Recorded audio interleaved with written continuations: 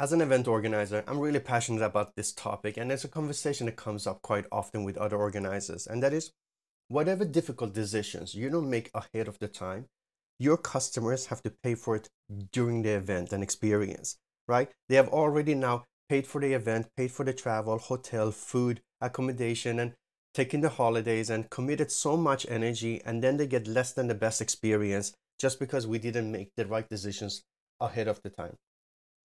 Having this said, at the same time, if you just give, at some point there's nothing left of you more to give, right?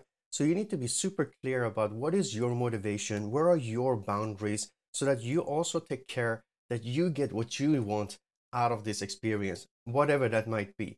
And that's exactly the topic I want to talk to you today about. So as an organizer, why are you doing it? What's your motivations? What's your needs? In my case, for example, I was running a dance event business. This is what I was doing full time. I dedicated my whole adult life to contribute to the dance community. And it was important to me that our experiences were not just for the pleasure of participants and everybody. We needed revenue and profit for myself as the owner, but also for my staff, and not just for that one event, but also to be able to sustain ourselves across the whole year with its high seasons and low seasons. And this is just something that is hard for people to wrap their head around sometimes, where they're used to just getting a monthly salary from somewhere. And this idea that you need to make a profit, because it's not just about that event, is about sustainability across the whole year, is sometimes hard for people to wrap their head around, and therefore they make demands of you that are just not reasonable, and you just take it as one input, if even that, not as something that you have to follow through with. Then there's also the partners, and often these partners are also in the same situation where their goal is to make profit, because again, they have mouths to feed. They need to be able to balance the high seasons and low seasons. So making sure your partners are happy financially as well is really important. In our case, for example, we had one event where we did a pre-party at a dance school that was not ours. And they had prepared a lot of food and a lot of drinks because they had a different understanding of what kind of event experience. So they sort of miscalculated a little bit. I tried to explain it, but because it was just so foreign for them, it just happened anyway. But because I knew I wanted to have an ongoing relationship with them, it was important that they felt they got something out of this event and not suddenly sit on a bunch of inventory that basically eats up all their profit and go out of that experience as a negative thing. So because we were doing pretty well, I decided to just take this opportunity to make it a win-win for all of us by, for example, I think what we did at midnight, we bought all that inventory and gave it to our participants. So our participant get this sort of surprise, great experience. And our partners get to sell their inventory, and we as organizer, well, we lost the revenue and the profit of that, but at least we could cash in on some good karma for the next year and the next experience around that. And also because, again, I was seeing the long-term relationship with this partner and wanted to make sure that is also counted for. The community. The community is a little bit complex because it is also both your immediate community. For example, if you're building something in a city and you have your local community that you're sort of nurturing and supporting, and then there's a global one. So you have to pay attention to, like, are you building something your community wants or what you think your community needs? And fundamentally, there's no right and wrong, but the more you go towards what your community wants, the easier it is to make selling that event and make a profit out of it. The more you push it to it being an education that is important to you, that your community have, and basically not what they want sometimes, the harder it is for you to have it a financially successful experience. So this is something, again, is connecting to your motivation. What's more important, or where do you want to pull that balance, is up to you. Let me quickly interrupt myself to ask you for this favor. Now, I'm committed to take the 19 years of experience I have from this and put it into these videos to share with you as much as I know about organizing events, running dance schools, building teams, running communities, so that you can do an even better job making all of that happening for you. And what could really help me is if you do all this social media magic stuff, subscribe, like, comment, share with somebody that you think could benefit from these videos. You can choose your favorite video or the whole playlist or the organizer's checklist. Anything that spreads the message and the channel will help me tremendously. All right, much appreciated. Back to the video. The same thing goes into the global experience. Is the broader community, what does the broader community think you should do versus what do you want? And they'll have an opinion, but what's important there to understand is like the broader community is not a monolith, right? And sometimes it feels like this because you'll see a few people who are very aggressive and very loud, and it sounds like they're speaking for everybody, and they often have a crew that also likes everything they do, they say. So it feels like, oh, suddenly the whole community is against you. I mean, if you just think about the maths, and if you, even if you see 100 likes on somebody who's very aggressive about something, like your community probably have a few thousand of people, right? So like if you look at the percentage of that, they're not speaking for everybody. And it's important for you to understand and think about, even though it goes at our core to feel rejected by our tribe, right? Like if you think about the ancient times, like if we were kicked out of our tribes, we probably would die because we needed them for our protection. And this is how this feels like on social media. That's why it's such a hot topic. And environment. And the environment is a tricky one for events because fundamentally it involves a lot of traveling, a lot of people coming from different places, and creating this high impact experience. But on the other hand, especially larger events have the ability to get a synergy effects, right? If you bring a band, whether it makes a difference if you play it to 10 people or 100 people, you still bring that band. So if you think about that, people still needs this experience of leaving their homes and get a new ambience and new experiences, then they will take care of that and do that. Now, if everybody goes off and create their own little adventures, that's actually as a whole producing more environmental damage. If you're thinking about emissions and stuff like that, then having all of these coming and having one big concentrated event. So you can think about it like that, and then you can of course think about if you want to do anything about offsetting the environmental impacts through inspiring people to take the train or share rides with each other, and different strategies around that, or planting trees and things like that. And then we come to the customers. Again, this idea that whatever difficult decisions you don't make ahead of the time, your customers have to pay for.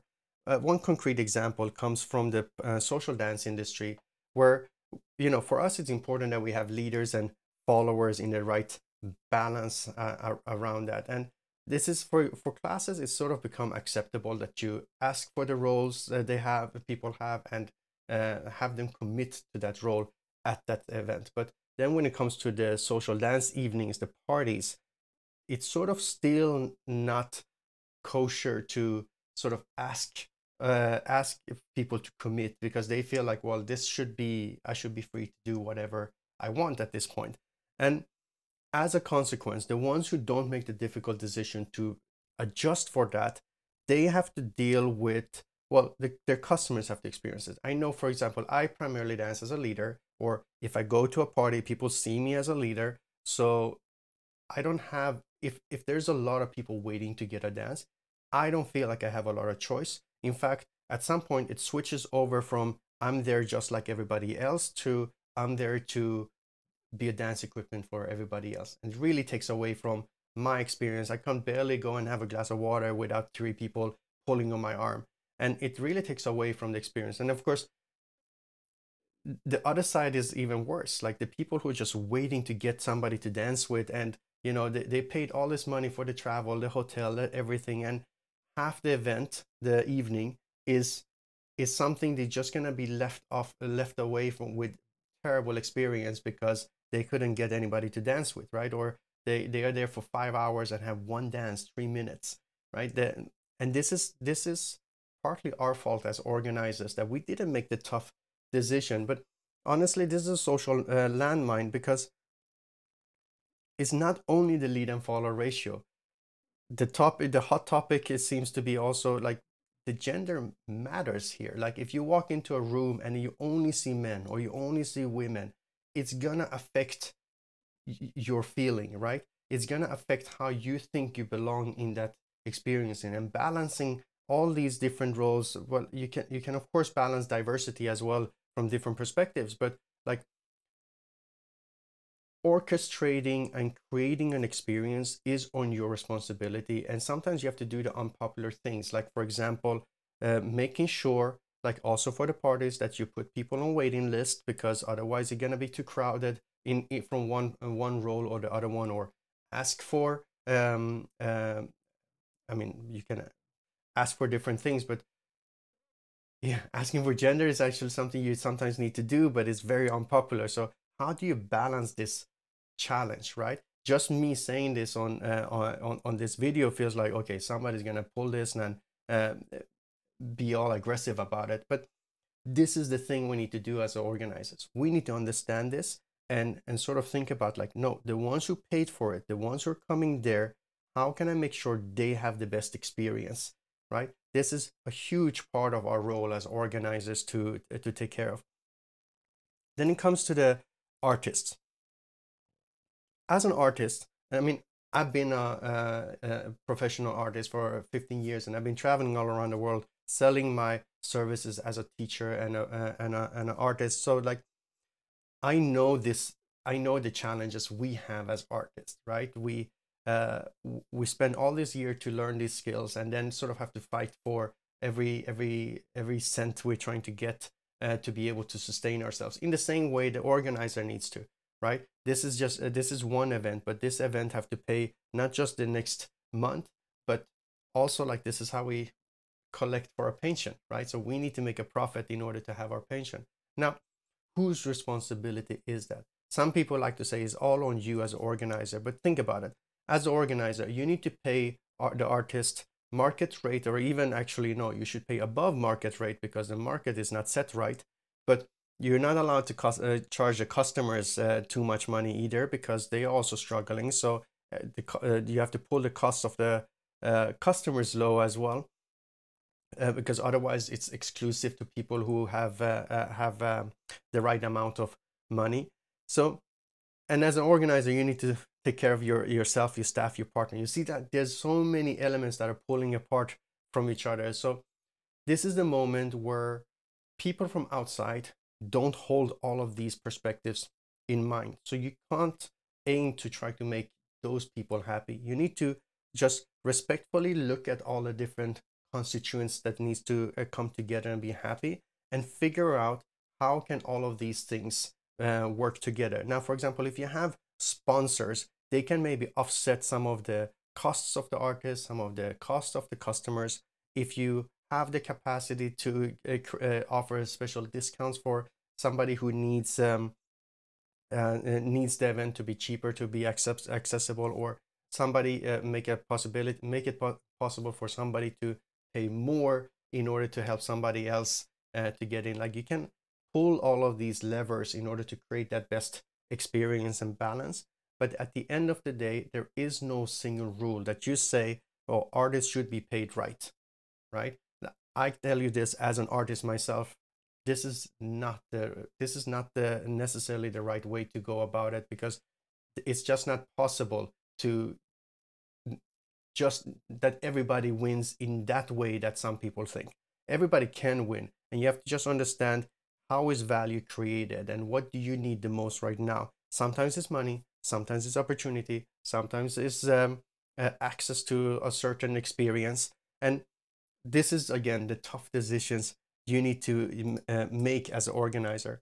And then there's, of course, the culture, the heritage of the dance that you're contributing, that you come from and that you're contributing to, right? So like, if everybody pulls the dance in one direction in the future, that is going to be the culture of the dance. So you want to have many voices sort of pulling it in the directions of the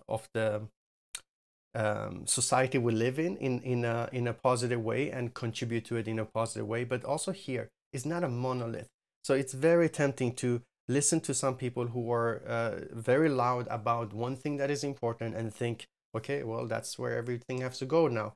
That's not the case. You have to understand, you have to think about why are you doing it? What's the motivation for you? And educate yourself about all these different topics. Educate yourself about basically all of these different levers that we are introducing, or the constituents that we're introducing here, so that you can make better and better decisions.